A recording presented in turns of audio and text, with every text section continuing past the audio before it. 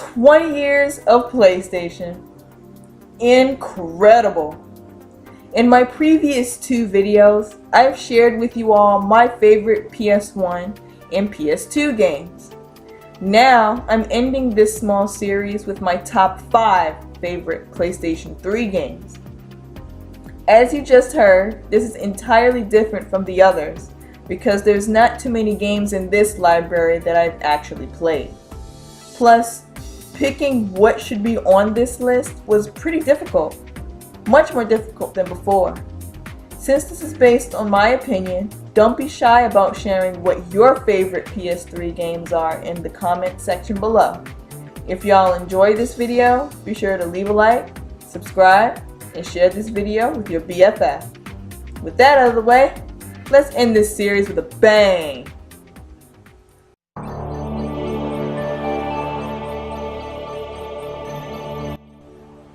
Number 5, Bejeweled 3.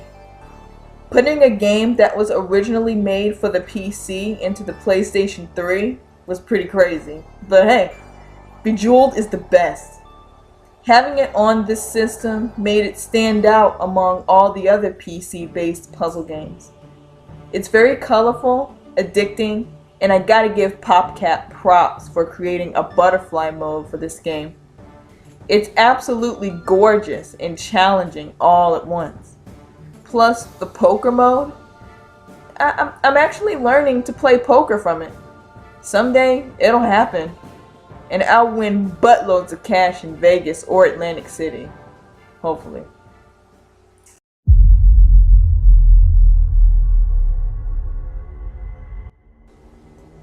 Number 4, Doom 3. BFG edition. Like I said in the PS1 countdown, Doom is the only first-person shooter I officially play, and this third rendition of it really makes up for what the first one lacked. It does have missions that you have to complete on there, but I still love to play it nonetheless. And also, I love playing the first Doom and the second one on there as well, all on the same disc. It takes me back. But since the first 2 games on there are based off of the PC versions of them, I'd have to settle for the one I got for the first PlayStation. It's much more detailed and it has music. Plus, the graphics on Doom 3 are just amazing. And I've seen the newest Doom for the PS4. Amazing.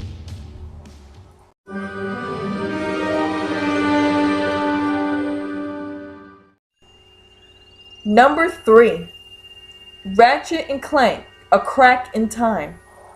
This is another game that I've played and beaten numerous times and completely lost count as to how many times I've done so. The graphics on this game are just simply breathtaking, and just like with the 2013 Tomb Raider game, the story is deep, engaging, and relatable. It details how Emperor Tachyon eliminated the entire Lombax population, leaving only Ratchet and Alistair Azimuth as the lone survivors, along with the fact that Clank's real name is actually XJ0461, and he was born in the Great Clock, having Orvis proclaiming himself as his father/creator. Tying the 2 separate scenarios together into one epic story is something that's hard to forget. It also gave us the challenge of having to play through a good majority of the game without the little robot on your back, thanks to Ratchet's hover boots that he's acquired from his deceased father, thanks to Alistair. When that major plot twist came where Azimuth was completely careless about the fact that the Great Clock only keeps time instead of altering it, that's what really gets me engaged and sucked into the game. I nearly cried seeing Ratchet die at the hands of his fellow Lombax. But then I wiped them away quickly when I saw that Clank had actually turned back just 6 minutes with the Orvis chamber and brought him back. I knew it wasn't officially time for my favorite Lombax to leave just yet. That final battle against Alistair was an intense experience and... whew! Damn! I'm rambling here, and it's only the number 3 entry, Jeez.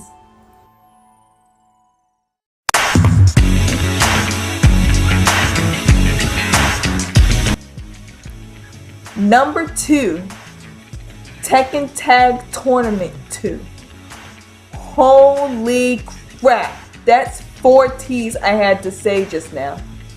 Regardless of that, this latest release of my all-time favorite fighting game franchise is just the best to play on the PlayStation 3. With Tekken 7 coming out later on, I'm super hyped about it. I've gotta be honest though, despite the fact that I have Elisa and Kunimitsu as my winning main team, every time I play this game, I kinda wish Lucky Chloe was in it too. She's already my favorite Tekken 7 character, as you heard in my intro video of my newest channel, Revamp. I will master her when Tekken 7 comes out, and would have her paired with either Elisa or Kunimitsu, if there happens to be a Tekken Tag 3, that is.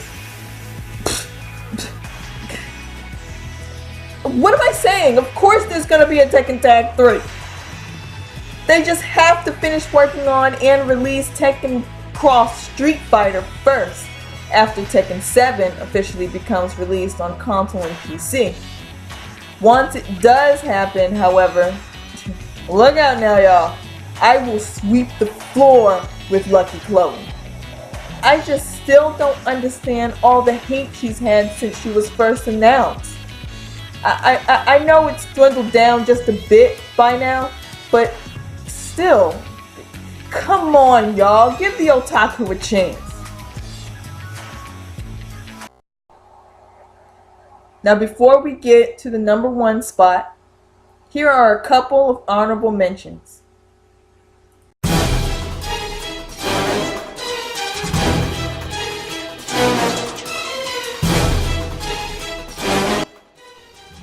Ratchet and Clank, Into the Nexus. I was hyped when this game was announced because at the time I lost all hopes for a new game in this franchise to be made. When I finally got it and played through it, holy crap! I loved it ever since. Having a pair of siblings play the role of antagonists was a new stunt for me. Neftin and Vendra Prague. Hard to believe that they're twins. Fraternal, that is.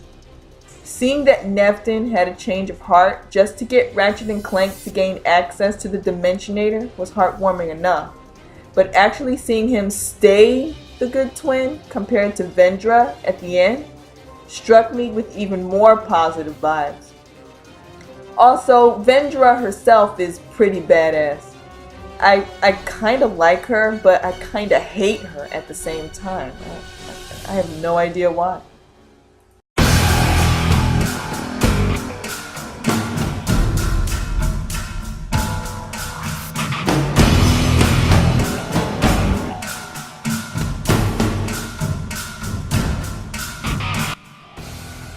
Mortal Kombat 9. Next to Mortal Kombat Trilogy, this is the second best game in the franchise that I've ever played in my life. Having all of the characters retain their classic looks was one thing, but adding Freddy Krueger and Scarlet into the mix? Major cray-cray, y'all. And seeing how they added Leatherface, Jason Voorhees, and the Xenomorph from Alien, and Predator in Mortal Kombat X kinda made me laugh with appreciation. Simply put, the folks at NetherRealm Studios are hardcore horror and sci-fi movie fans. I'm a bigger fan of the latter, but I'm kinda picky when it comes to horror movies. Anyway, Mortal Kombat 9 is just incredible to play, and it's actually pretty fun. Those fatalities on there are just priceless. Especially my personal favorite, Sector's the Scarecrow.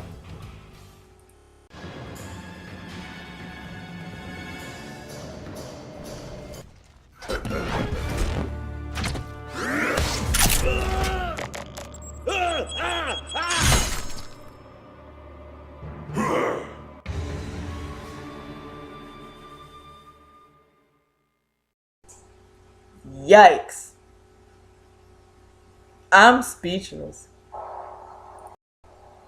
Now, onward to number 1.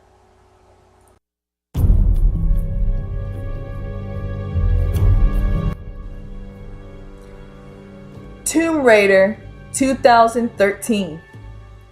This is the best looking Tomb Raider game I've played since Anniversary. I would love to play Rise of the Tomb Raider, but it's only an Xbox game and I don't have not one Xbox on me. I'm more into Nintendo and PlayStation. Anyway, seeing how Lara Croft became the Lara Croft is a very deep, dark story of survival. Square Enix did it again with this one. Hey, it's what they do, and I love it. I feel for her throughout the entire game, and it's practically a movie. An interactive movie. It's outstanding. Also, you can't help but feel her pain throughout the entire game as well. The very beginning of the game is the worst pain she's gotten. Well, next to sharply stabbing a piping hot arrow into an open wound as a way of healing. I thought healing was supposed to be painless, but not for Lara and her hardcore survival skills.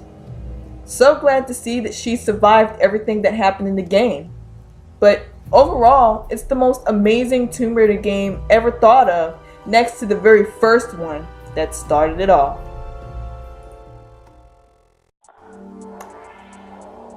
Well, that's it. That wraps up our celebration of 20 years of PlayStation and how much it has offered me personally. To you, you probably have a totally different opinion, and that's okay. We all love different game systems and different consoles, but PlayStation really revolutionized 3D in its own right. And kudos to Nintendo, though, for starting it in the first place with Super Mario 64. Anyway, happy birthday, PlayStation, for 20 years. Thank you so much for changing our lives in the gaming world as well as in our real worlds. And here's hoping another 20 years will be just as iconic and historical. So, with that being said, I love you all. Thank you so much for watching. Please do leave a like, subscribe if you've enjoyed this video, and please do leave what PlayStation has really done for you in the comment section below.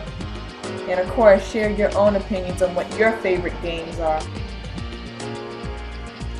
So, have a good day. God bless. Stay positive. Stay electric. And I'll see you all next time. Deuces!